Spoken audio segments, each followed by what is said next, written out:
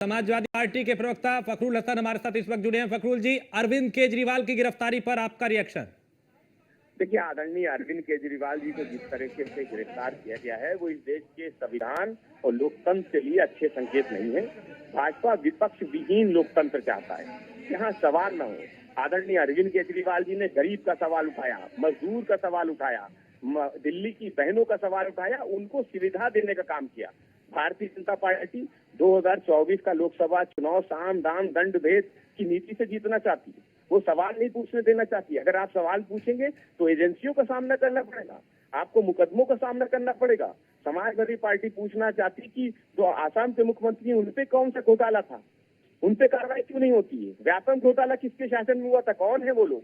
चक्की पीसिंग किसके, कौन है वो? क्या भाजपा की वॉशिंग मशीन में धुलने के बाद आपकी फाइलें गायब हो जाती हैं, ईडी के रिटायर से गायब हो जाते हैं?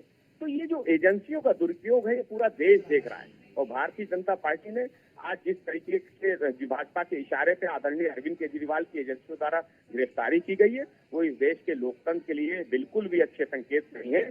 समाजवादी पार्टी भाजपा के लोकतंत्र विरोधी, संविधान विरोधी कामों की निंदा करती है और माननीय अरविंद केजरीवाल जी के साथ मजबूती से खड़ी है, क्योंकि देश का आज किसान, गरीब, मजदूर, दिल्ली की जनता वो माननीय अरविंद केजरीवाल जी के साथ खड़ी है। और 2024 के लोकसभा चुनाव में भाजपा को इस बात का जवाब जरूर देना पड़ेगा। लेकिन फखरुल हसन, अगर जनता द्वारा चुना हुआ कोई जनप्रतिनिधि ही कुछ गलत करे, जैसा कि अभी चूंकि ईडी ने 9 समन दिए, आप वो पेश नहीं हुए, अभी गिरफ्तारी हुई है, उसको सियासी चश्मे से ही क्यों देख रहे हैं? क्या ऐसा नहीं हो सकता कि उन्होंने गलत किया?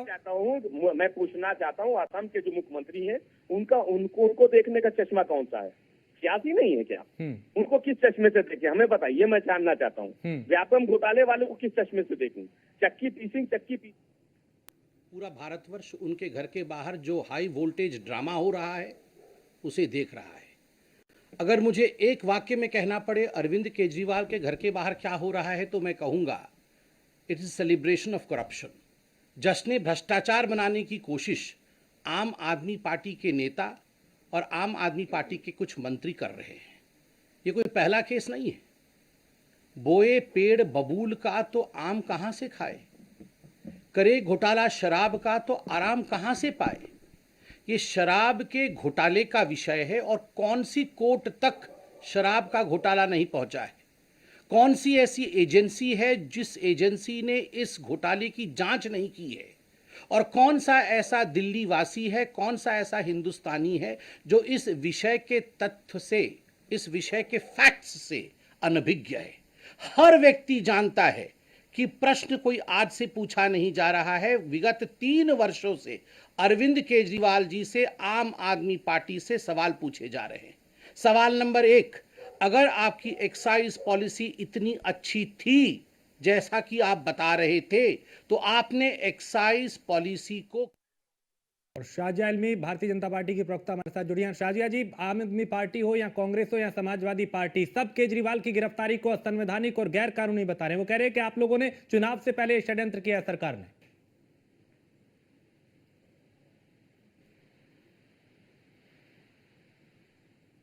तो मेरी आवाज शायद उन तक नहीं पहुंच पाई, कोशिश करेंगे संपर्क और उनका रिएक्शन इस पे ले। चूंकि अब विपक्ष जो है वो बड़े आरोप यहां सरकार पे लगा रहा है कि ये ईडी ने जो गिरफ्तारी की है वो सरकार के इशारे पे हुई है, इसे राजनीतिक षड्यंत्र विपक्ष बता रहा है। लेकिन 9 समन के बाद भी जब पेश नहीं हुए, वो अपने दोस्तों को ठेका देने का काम क्यों किया? सबसे बड़ा प्रश्न उठता है। पहले 5% कमीशन दिया जाता था, आपने बढ़ा करके 12% कमीशन किया और बैकडोर कमीशन जो 7% की अधिक कमीशन थी वह आपने ब्लैक मनी के रूप में रिसीव किया। क्या दिल्ली की जनता समझती नहीं है? क्या हिंदुस्तान की जनता इन बारीकियों को जानती नहीं है? विजय नायर कौन था? आज रिकॉर्डेड स्टेटमेंट है, स्टेटमेंट्स हैं ईडी के पास, सीबीआई के पास, उन तमाम जांच एजेंसियों के पास जिन लोगों ने कई करोड़ रुपए किकबैक के रूप में रिसीव किया और रिसीव करके इसको कहां कहां ठिकाने लगाया, किस बैग में इन्हें लेके गया, ये सारे विषय आज पब्लिक डोमेन में है। इन सारे विषयों की जांच हुई है। 14 महीने से मनीष सिसोदिया इसी विषय में जेल की सलाखों के पीछे हैं। कोई ऐसा कोर्ट हिंदुस्तान में बाकी नहीं है जहां आम आदमी पार्टी और अरविंद केजरीवाल जी ने जाके झूठ का पुलिंदा फैलाने की कोशिश नहीं की हो, मगर उसके बावजूद किसी कोर्ट से मनीष सिसोदिया को रिलीफ नहीं मिला।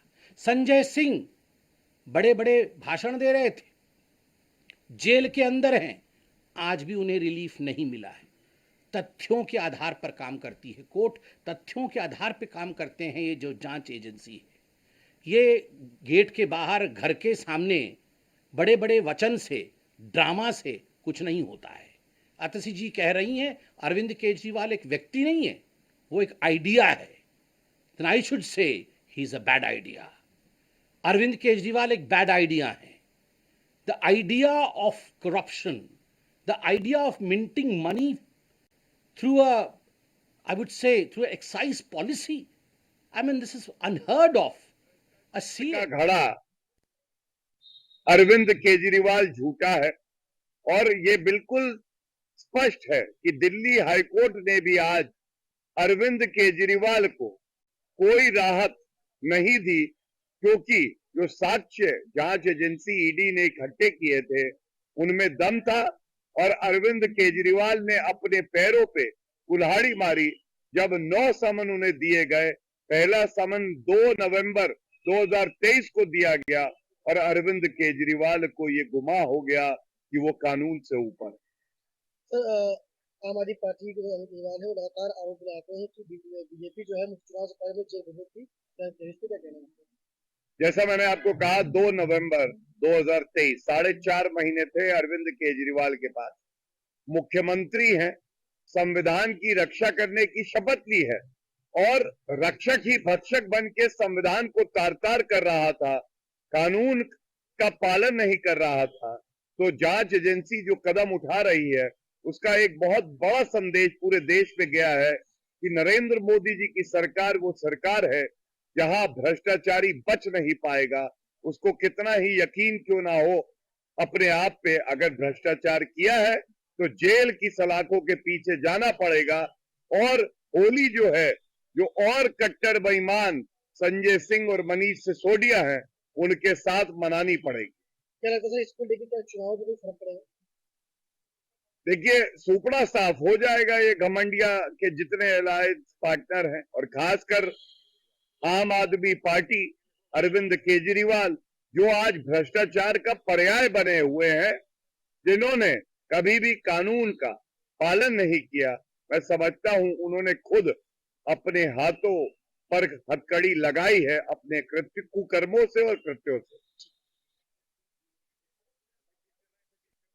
सुन रहे थे भारतीय जनता पार्टी के प्रवक्ता, उनसे पहले संबित पात्रा को आपने सुना। लगातार अब प्रतिक्रियाएं आ रही हैं। एक तरफ बीजेपी कह रही है कि इन्होंने गलत किया है, ये आइडिया ऑफ करप्शन है, अब सलाखों के पीछे होंगे। दूसरी तरफ विपक्षी खेमा है, चाहे आम आदमी पार्टी हो, कांग्रेस हो, समाजवादी पार्टी हो, सबके एक ही स्वर है, एक ही सुर है कि ये असंवैधानिक है, ये लोकतंत्र की हत्या है, ये विपक्ष का आरोप है।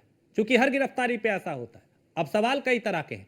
सबसे बड़ा सवाल ये कि अब आगे क्या होगा, क्योंकि दिल्ली सरकार में मंत्री आतिशी ने यह क्लियर कर दिया, साफ कर दिया कि अरविंद केजरीवाल ही मुख्यमंत्री हैं, मुख्यमंत्री थे और मुख्यमंत्री रहेंगे। यानी वो जेल से भी सरकार चलाएंगे। 6 तस्वीरें पहले देखिए। एक तरफ महिला समर्थक बड़ी संख्या में पहुंच चुके हैं, दूसरी तरफ पुलिस प्रशासन अलर्ट, कई लोगों को हिरासत में लिया। तीसरी तस्वीर में भी आप विरोध प्रदर्शन देख रहे हैं, पार्टी कार्यकर्ता और समर्थक यहां जुटे हैं।